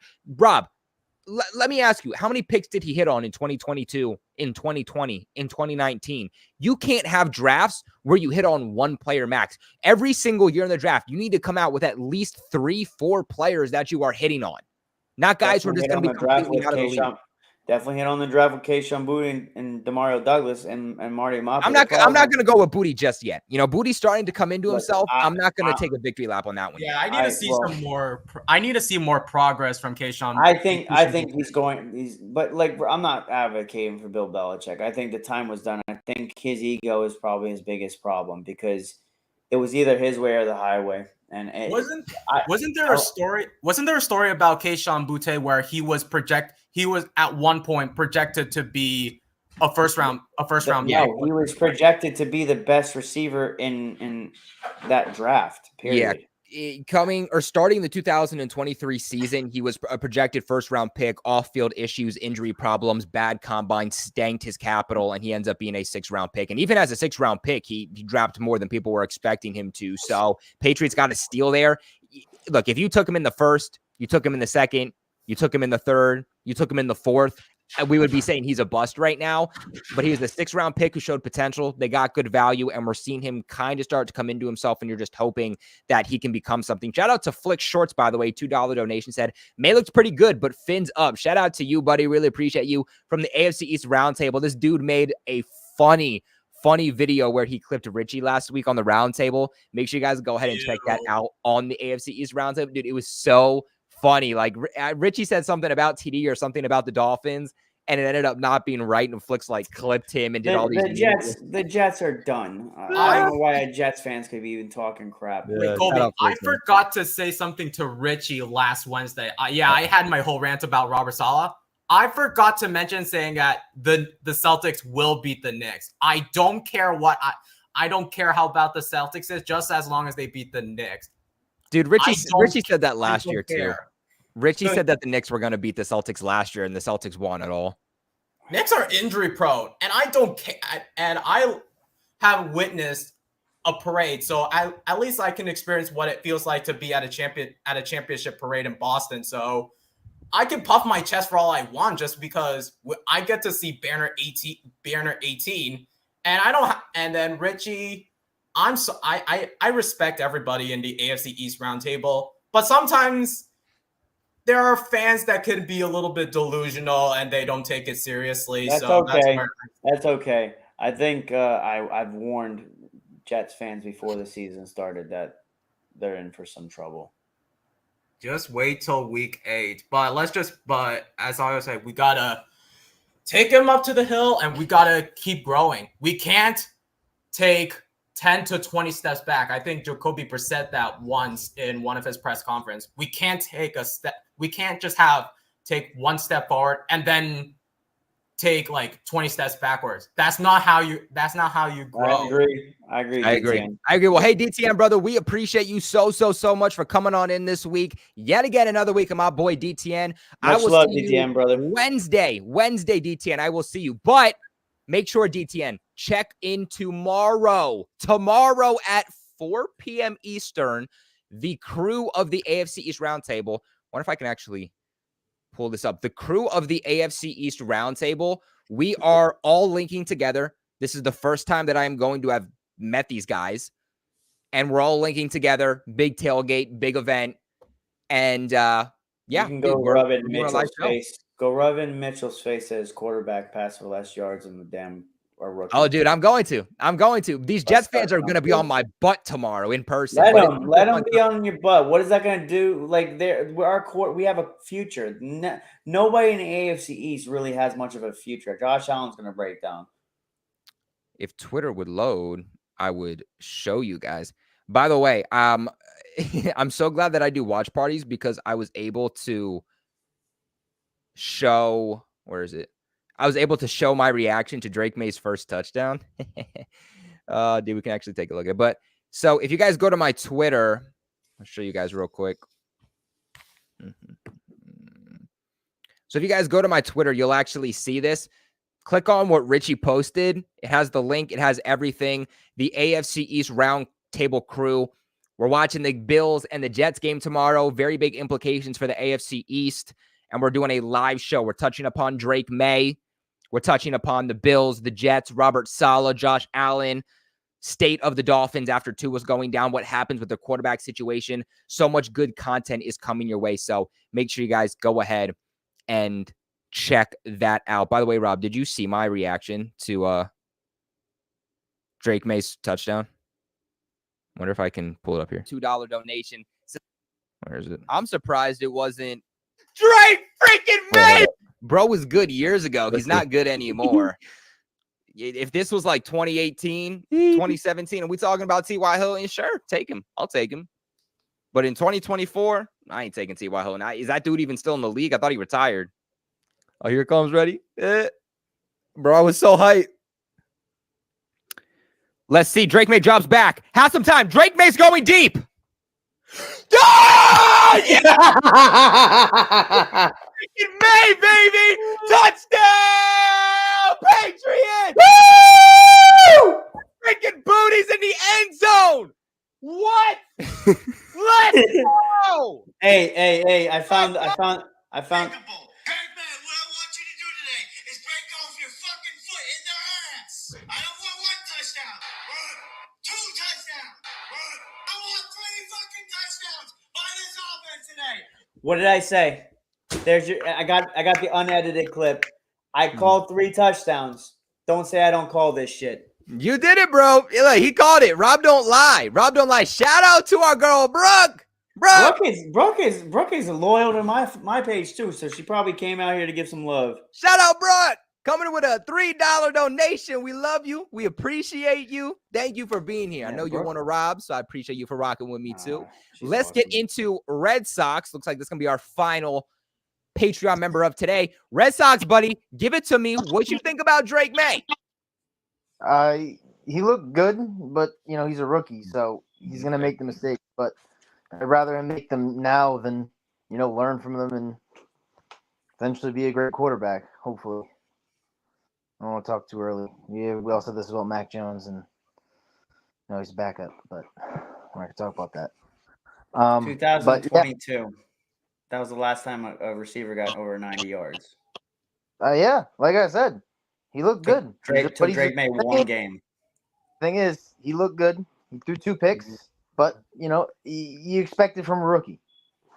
So this is a good thing. 100%. I can say it's a good thing. I like the way he looked. He looked comfortable. He didn't look like he was, fucking nervous and about to jump out of his skin, I guess. I think the offense performed about how I thought they would with Drake Maye. Honestly, like I get it. I predicted 3 touchdowns, but in the back of my mind, I kind of was okay. Well, I'm kind of going off on a limb right here. Rob was getting hyped, but he was right. I thought he was right. Is right. The thing is, I thought he was either going to be decent, which he was decent, or he was just going to be ass, and he wasn't. So, he's got he's got room to grow, and that's great. But again, like this is still like a young and very, very far from anything team. The defense is completely destroyed. They're just banged up everywhere. Except for maybe cornerback right now. That's probably the only position that's not been, injured this year. And last year that was the weakest position in terms of injury. But defensive line, they had not having Barmore in the middle. Linebacker, you lose your captain, Bentley. And then, now it's Jabril Peppers in whatever he's got going on. He's on the exempt list, but, he was also a rough situation. He's been really good. He's been really good. So it's I can't really be like, oh, the defense just sucked. Did they? The offense turned it over 4 times, but it is what it is. This team is just injured to beyond belief. Drake Maye is 22 years old. Yep. And the offensive line looked decent today. But again, another guy went down with an injury. Yeah, I'll be curious to see what that one. I'll be curious to see what that one was. Like I said, one of them is dealing with a concussion. I don't remember if it's Jordan or if it's Lowe, but one of them's dealing with a concussion, so they're probably out next week. I thought Lowe went out with the ankle injury. I believe his ankle injury. I think that's what he went down with earlier in the season too. I think that's what I don't know. I was working aggravated. I was working while I was watching it, so I wasn't like So was I. You know how hard it is to take fucking notes while you're working, bro. Tell me about it. I'm fucking. I'm in a kitchen, so I'm. That's it's it. I mean, it's all good. Like I got cracked streams. I don't know if you guys use that, but I use that shit now. Oh yeah. See, I pay for it because I'm like, crap, I got to do this for work. I got to pay for it. It's free for me. I don't care. But yeah, so I watch it on that. But dude, I like I said, I was catching bits and pieces of it and seeing things. Like I said, I like the way that Maye looked. He looked very comfortable. He's got a good arm. I'll say that too. He's got a nice arm where he can just throw it, and it doesn't look like he's exerting himself. He looked effortless. Looked accurate. I mean, there's some dropped passes, but we'll see what happens. It's his first game with the in-game experience with the whole team, so we'll see. Somebody wants to clip this real quick. He's gonna throw for 250 and he's gonna rush for 40 yards and 2 touchdowns. He's gonna have 2 passing touchdowns. He's gonna have 40 rushing yards against the Jacksonville Jaguars for 290. He's gonna fall short of 300 yards. That's a winnable game. That's in London too. Yeah, he's gonna torch. Dude, I saw that Jacksonville game. Dude, I feel bad for. I'm not a Jacksonville fan, but I feel bad for Trevor, dude. He's like everybody's like, oh, he's like Mac is gonna replace him. Mac is not gonna replace him. He's not getting benched for Mac, dude. His receivers were fucking ass. Just drop. He's putting it on the money for him, and they're just dropping it. I'm like, bro, I feel $60 million per year, man. His best. Well, yeah, okay. Well, besides the money, but your best receiver is Evan Ingram. At the end of the day, man, this is the stigma behind Trevor Lawrence. He's very inaccurate. He may have been accurate today. He's not what he's been labeled as, which is transcendent. And when I hear that, transcendent, my ass. No, we shall see though. And please, for the love of God, Jags, please bench Trevor Lawrence for Mac Jones. That will be, if y'all think that he would try to, please, like Mac Jones will throw 17 interceptions. Revenge game. But please. Red Sox brother, I appreciate you for popping in today, my boy. I appreciate you. We will see you next week. Later, Red Sox. We're gonna see. We're gonna see if we do decide to do a watch party next week, because that's like a 9 a.m. party. I gotta be up for work because this is what I do. Oh crap! When is that game? That's like 9 in the morning. Oh, I'm not. When are we going? When are we going live next week? Then we can figure it out. We'll talk about it. I'm not sure if I'm going to do a watch party. It's just going to be dependent on if people are going to be up, because I don't want to do a watch party and here I am with 5 people in the chat reacting because everybody's snoozing. Yeah, because my schedule. By the way, guys, Colby was doing me a solid by being here 8 p.m. He could have been here a lot earlier. My boy. My job today, it's going back to normal next week, which is like 1 or 2 p.m. That'll be done. So we'll probably be doing a live probably around like 3 or 4 p.m. I'm assuming. Well, I'll let you guys know if we're doing a watch party. I'm gonna do a poll. I'm gonna do a poll here on my channel on the community section. If you guys are gonna be up, please be honest, because if I come out here getting my butt up to scream at 9 in the morning and everybody is snoozing, I'm gonna be so sad and lonely. So please don't do that to me. Y'all let me know though. Y'all let me know in the chat. Also, guys, please leave a big like on the stream right now. My boy Graphic Raider, he does the Raiders here on YouTube. He tells his fans, wipe your feet. Wipe your feet means come on in and hit that damn thumbs up button, guys. We have 85 people right now watching on YouTube. If you're on Twitter, I don't know if you can like it or not. I don't know. But if you are on Twitter and you can't like it, you can. come on over to YouTube and like it. Help your boy out because it helps out so much when you guys hit that like button. Only 55 likes right now. Or actually, I don't know if that's updated. Second, did I like it? I don't know if that's updated, actually. 56. 56 likes, guys. I know we can hit more. I know we can hit more. It's free. It takes you less than a second. It just takes a tap. It's not for looks. It basically tells YouTube that this video is getting traction, and it puts my videos, the channel out into the YouTube algorithm. It gives you guys more people to meet and interact with in the comment section. So please do me. Please do Rob. Do yourselves a favor and just hit that thumbs up. It helps support us tremendously. But guys, that is going to end it for today. Rob, any last thoughts before we log off? Be positive and just hunker down because the future's here, guys. You heard him right. The future is here. 250 and 40 and 2 touchdowns. I said it. Clip this shit. Shout out Rob, guys. Shout out Rob for predicting it right. But guys, of course, this is brought to you by BetUS. Make sure you guys go ahead and check them out. Code YouTube150 for an exclusive limited time offer like we talked about earlier.